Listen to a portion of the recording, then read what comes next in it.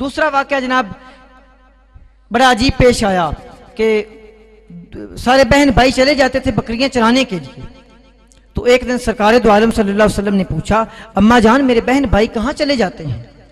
वो कहने लगी कि बेटा आपको पता नहीं वो बकरियां चराते हैं, हम लोग गरीब आदमी, आप तो कुरैश के सरदार के बेटे हो ना, इसलिए मैं आपको साथ नहीं भेजती। तो वह कहने लगी क्या आप फरमाने लगे कि मेरी ख्वाहिश है कि मैं भी उनके साथ हूं, क्या मैं उनके साथ जा नहीं सकता? मैं जा नहीं सकता। बीबी को बड़ी मोहब्बत आई, अगरचे आपसे दूर नहीं करती थी चूंकि सैयद कुरैश का बेटा है कि कहीं आगे पीछे ना हो जाए और कोई गुस्ताखी या बेदबी ना हो जाए उनकी शान में। हलीमा तो उस वक्त जानती हैं मौलवी को अभी तक अदब नहीं आया सरकार की बारगाह का, अभी तो नबूवत का इजहार भी नहीं हुआ। उन्होंने कहा अगर बेटा आपका बहुत ही ज्यादा जी चाहता है तो आज के दिन चले जाओ। सरकार चले जाते हैं, लेकिन जो ही जाते हैं पहले दिन ही क्या वाकया आया हुआ कि 3 फरिश्ते उतरे, जिब्रील, मेकाईल, इसराफील। उन्होंने अल्लाह के हुक्म से आपका शक्के सदर करना था, यानी आपका सीना मुबारक फाड़ना था, और फाड़ के उसमें से जो इंसानियत शैतान का जो हिस्सा है, हाज़ा हज़्ज़ुम मिन शैतान, वो अपने आपके कल्बे मुबारक से जुदा करना था, निकालना था। वो आन पहुंचे, उन्होंने सरकार दो आलम सल्लल्लाहु अलैहि वसल्लम को पकड़ लिया। बात बड़ी अजीब है, उन्होंने पकड़ लिया, वो बच्चे शोर मचाने लगे। पहले तो कहने लगे यार तुम कौन हो और तुम क्या कर रहे हो, तुम हमारे भाई को किधर ले जा रहे हो, और यार छोड़ दो यार, ये तो सैयद कुरैश का बेटा है, ये हमारा भाई तो नहीं है, ये हमारा सगा भाई। हाय खुदा की कसम क्या मासूम जुमले हैं। बच्चे बिलकने लग गए कि ये हमारा भाई है, ये हकीकी भाई नहीं है, और ये तो यतीम भी है, इसके तो सिर्फ दादा जान है, इसको छोड़ दो। उनको क्या पता कि ये फरिश्ते हैं, लेकिन फरिश्ते कब किसी के सुनते हैं, वो ले गए। बच्चों ने खुदा की कसम एक बड़ा अजीब जुमला बोला। बच्चे कहने लगे अगर खुदा की कसम अगर आपने किसी को कत्ल ही करना है तो हम में से किसी को ले लो और कत्ल कर डालो। कुर्बान जाऊं मैं हलीमा सादिया आपके बच्चों के। बच्चे हैं छोटे, कुर्बान जाऊं मैं आपके, 2 जहान कुर्बान जाएं आपके इस जुमले के। कहते हैं कि हम में से किसी को ले लो और इनके बदले कर ये इनको कुछ ना कहो। लेकिन फरिश्ते थे बगारे, वो बच्चे जब सहम गए तो भागे, वाह अम्मा हो, वाह अबू हो, वाह अम्मा हो, दौड़ते आ रहे हैं। अम्मा जी हाल दुहाई, बाबा जी हाल दुहाई, हमारे कुरैशी भाई को, सैयद कुरैश के बेटे को वो ले गए। 2-4 शख्स आए वो ले गए, 2-4 शख्स आए वो ले गए। हजरत हलीमा सादिया दौड़ी हुई आती हैं और पूछती माँ किस्सा तो क्या किस्सा है? वो कहते हैं कि उनको 2-3 आदमी उठा के पहाड़ की बुलंदी पर ले गए हैं। वो दौड़े चली जाती हैं, बेसब्री के आलम में, बेचैनी के आलम में, न सर पर तो पट्टा है न पाँव में जूता है, और बेसब्री के साथ दौड़ती ही जाती हैं। और साथ क्या कह जाती हैं, वाह ज़ईफा हो, वाह वहीदा हो, ऐ मेरे अकेले, ऐ मेरे नन्हे मुन्ने, ऐ मेरे कमजोर बच्चे।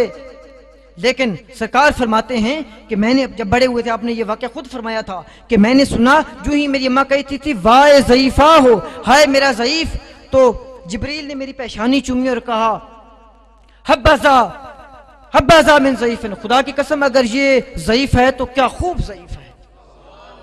फिर मेरी अम्मा ने कहा वाह वहीदा हो, हाय मेरा अकेला नन्ना मुन्ना बेचारा अकेला रह गया। उस वक्त मुझे हजरत इसराफील ने थाम लिया, मेरी पेशानी पे बोसा दिया और कहा हब्बाज़ा मिन वहीदिन, खुदा की कसम अगर ये अकेला है तो इस पे अकेले सारे निसार, इस पर जमातों की जमातें निसार, अगर ये अकेला है तो।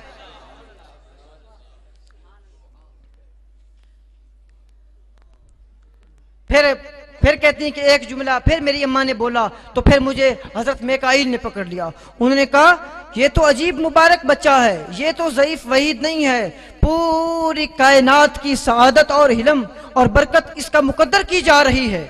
उन्होंने मुझे अपनी पेशानी से भींचा और मुझे थामा और मुझे फिर छोड़ दिया।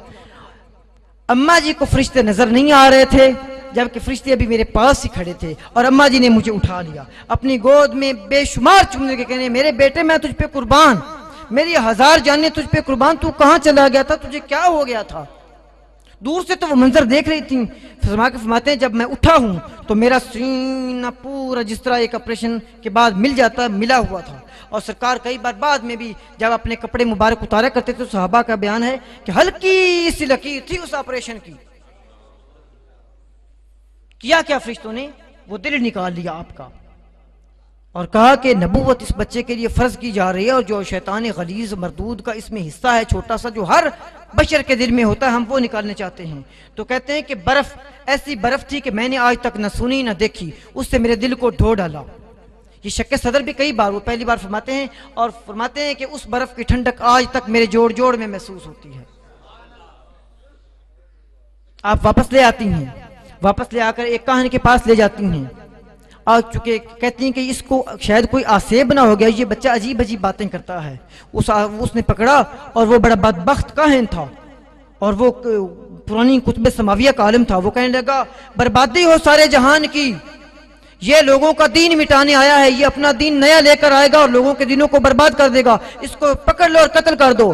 कहती है मेरी अम्मा जी ने बेसब्री में जूता उठा लिया, कहने लगे कमीने खबीस कुत्ते, मैं तेरी पास इस दफा इसलिए तो लेकर नहीं आई थी। हदीस की किताबों में ये अल्फाज है अपने खबीस कमीने, तू बदबख्त हो गया है, तू बुढ़ापे की वजह से तेरी अकल चली गई है, ये तुझे बच्चा इस तरह का नजर आता है। और फिर रोती आती थी और मुझे सीने से लगाया हुआ था और कहती थी काश मुझे पता होता कि ये बकवास करेगा, मैं तुझे कभी भी इसके पास ना ले आती। अब मंजर अगला बड़ा कठिन आ गया है। 2 साल पूरे हो गए, 2 साल ही रज़ात के होते थे। आप ले जाती हैं वहां मक्का में, लेकिन सैयदा हलीमा का दिल नहीं चाहता कि इस नन्हे मुन्ने हबीब को अपने से जुदा करें, लेकिन मजबूरी थी, सरदारों का बच्चा है, वापस करना था। ले जाती हैं और सैयदा आमना को अर्ज करती हैं कि बीबी जी मक्का में बड़ी वबा फूटी हुई है, अगर आप इजाजत दें तो मैं इसको 1 साल के लिए और ले जाऊं। सुभान अल्लाह, ये खुशी के आंसू हैं। आप भी किसी रफीक की जुदाई में ये कभी आपने ये मंजर देखे होंगे कि किस तरह छलकते हैं आंसू।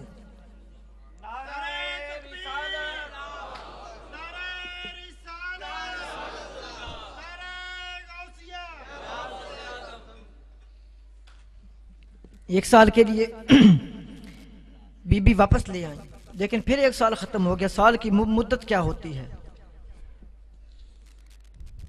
वसल की घड़ियां तो गुजरती ही सेकंडों के सुइयों पे पैर रख के हैं। दी मुअज्जन ने अज़ां वसल की शब रात के पिछले पहर, एक शायर तंग आकर हाय कम वक्त को किस वक्त खुदा याद आया। अभी विसाल का वक़्त आया था, ये रात खत्म करके बैठा है। साल फिर खत्म हो गया, फिर भी बड़ी बेचारगी थी। सैयदा हलीमा कहती थी कि इसको जाने ना दें। उनका मियाँ कहता था खुदा का खौफ करो, सैयद कुरैश का बेटा है, कोई आम बच्चा नहीं है, सादाते बनी हाशिम का बेटा है, वापस कराओ, जल्दी करो। अगर खुदा न खास्ता जिस तरह तुम कहती हो कि ये आम बच्चों जैसा बच्चा नहीं है, इसको कुछ है तो फिर इसके वालिदैन को लौटा दो। अगर खुदा न खास्ता इसको कुछ हो गया तो हम क्या मुंह दिखाने के काबिल रह जाएंगे इसके माँ बाप। लेकिन हलीमा है कि उनका जी नहीं चाहता, हलीमा का जी नहीं चाहता कि सरकार वापस चले जाएं। हलीमा की बड़ी बेचारगी, कभी कुछ कहती कल चली जाऊंगी, परसों चली जाऊंगी, फिर ले जाती हैं। अरे तेरे आने से भड़क उठे थे फूलों के मजाज, तू चला है तो अब ये बीमार हुए जाते हैं। पूरी वादी में आहो फुगा है, आहो बुका है, नाला किया जा रहा है। सईदा हलीमा के साथ दरो दीवार रो रहे हैं बड़ी साद के कबीले के कि वो रफीक। लेकिन अगर इधर ये हाल है तो मक्का की देखिए, मक्का में उस दिन बाहर आ गई है। सैयदना अब्दुल मतलब वो पहले दिन ही गिरेबान खोल के और सफेद पगड़ी बांध के इमाम शरीफ खाना काबा के गिर्द चक्कर लगा रहे हैं। क्या कह रहे हैं कि मेरा बेटा, मुझे आज खुशबू फजा बता रही कि आज मेरा बेटा आएगा, आज मेरा बेटा आएगा। सैयदा हलीमा पहुंचती हैं सैयदा आमना की बारगाह में और अर्ज करती हैं बीबी सरदारा, मेरी बीबी अब मैं इस बोझ को नहीं उठा सकती, मैं ज़ईफ भी हो गई हूँ और फिर मुझे एक शक सा पड़ गया है कि शायद किसी देव परीत का या कोई आसेब ना इस बच्चे पर हो। ये बच्चा बातें बड़ी अजीब अजीब करता है। सैयदा आमना पूछती हैं तखव्वफ़्ती अलैहि शैतान, क्या तुझे इस पे शैतान का खौफ है? उन्होंने कहा नाम। तो सैयदा आमना, ये 14वीं का सदी का मौलवी, फिर मुझे याद आ जाता, शर्म नहीं आती सरकार के माँ बाप पे कुफ्र के फतवे लगाते हुए। सैयदा आमना को क्या ऐलान हो गया था कि ये नबी है। वो कहती हैं कल्ला हरगिज नहीं, वल्लाह मुझे अल्लाह की कसम है, माल शैतान अलैहि सबील, इस पर किसी शैतान का साया नहीं हो सकता। शैतान तो इसके साये से भागता है।